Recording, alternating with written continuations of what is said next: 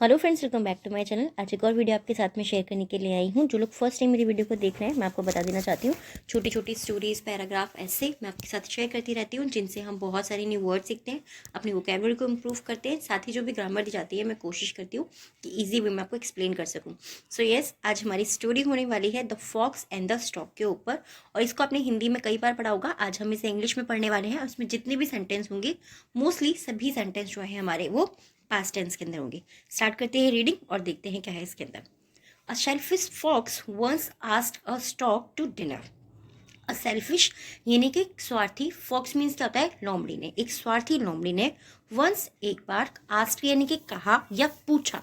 Ask means होता है पूछना या कहना, दोनों ही, ठीक है। अ स्टॉक एक सारस को, टू डिनर, टू डिनर यानी कि उसने रात्रि के भोजन के लिए पूछा या कहा, दोनों ही आप बोल सकते हैं। तो एक स्वार्थी लोमड़ी ने एक बार एक सारस को रात्रि भोजन के लिए कहा। The invitation made stock very dilated. The invitation यानी कि जो निमंत्रण था, मेड यानी कि बना दिया, स्टॉक सारस को वेरी डिलाइटेड, उसने सारस को जो है बहुत प्रसन्न बना दिया, यानी कि बहुत ज्यादा खुश बना दिया। ऐसा आप बोल सकते हैं, खुश बना दिया या फिर खुश कर दिया, ठीक है। मेड मीन्स करना भी होता है, मेड मीन्स बनाना भी होता है। तो ये जो निमंत्रण था, उसने सारस को बहुत ज्यादा प्रसन्न बना दिया। एंड और शी अराइव्ड, और वो पहुंची, at the fox house, at यानी पे पर, द फॉक्स हाउस वो लोमड़ी के घर पर पहुंची, ऑन टाइम समय पर वो लोमड़ी के घर पर पहुंची। अराइव्ड यानी कि पहुंची, पास्ट टेंस के अंदर है, इसीलिए यहाँ पे थर्ड फॉर्म का यूज हुआ है।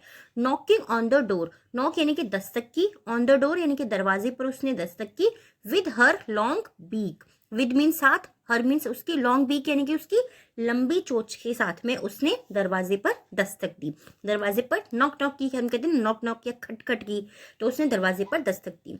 द फॉक्स एस्कोरेटेड, एस्कोरेटेड मतलब क्या होता है, रक्षार्थ, साथ देना, यानी कि किसी का भी साथ देना एक तरीके से, कि हम जैसे उसके सपोर्ट में उसका साथ दे रहे हैं ना, बिल्कुल उसी तरीके से।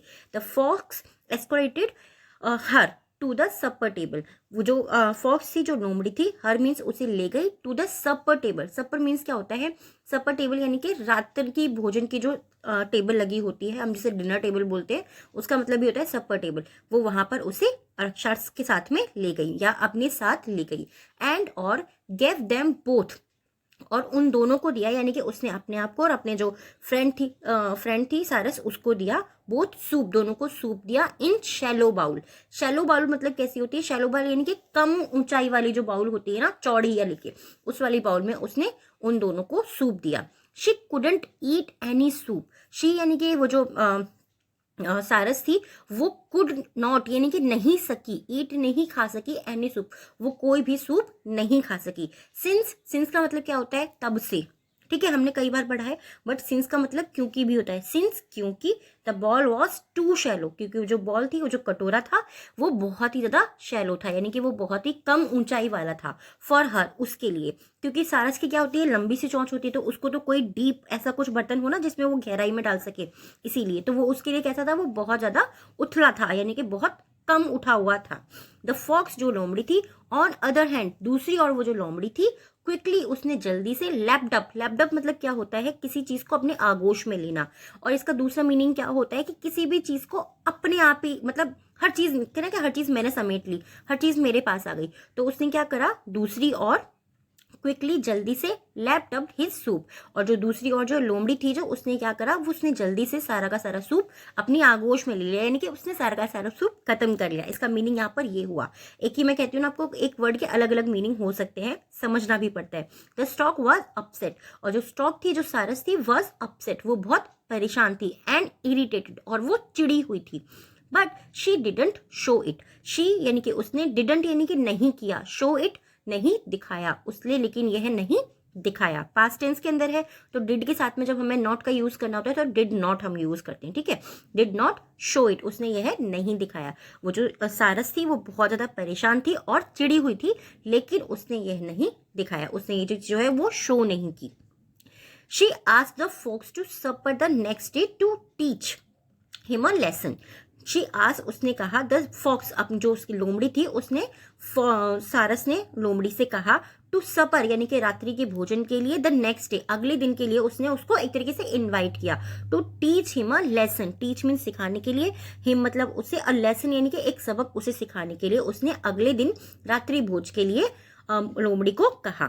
She served soup in 2 tall thin vases, she served उसने परोसा, सर्व्ड मतलब होता है परोसना, सर्व्ड यानी कि उसने परोस दिया पास्ट टेंस में, ठीक है, उसने परोस दिया था soup in 2 tall thin walls, 2 toll यानी कि लंबे, थिन यानी कि पतले, वेसल यानी कि जो हम कहते हैं फूलदान जो होते हैं उस टाइप के 2 लंबे पतले फूलदानों के अंदर उसने सूप को परोस दिया। एज वेल उसने भी उसी की तरह, जैसे उसने अपने हिसाब से बर्तन में लगाया, एज वेल यानी कि उसी की तरह या भी, ठीक है, दोनों हम बोल सकते हैं। तो उसने भी 2 लंबे पतले फूलदान के अंदर सूप को परोसा। The stock sipped the soup, तो स्टॉक थी जो सारस थी उसने क्या करा, सिप्ड कर लिया यानी कि उसने पी लिया, उसने सूप को इजीली पी लिया, क्योंकि उसकी जो है बीक कैसे होती है, लंबी होती है।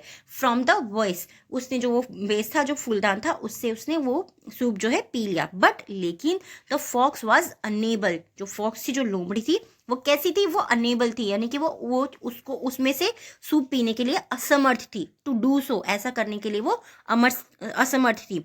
Due to his small neck, due to यानी कि के कारण, हिज स्मॉल नेक उसकी छोटी गर्दन के कारण वो ऐसा करने में असमर्थ थी।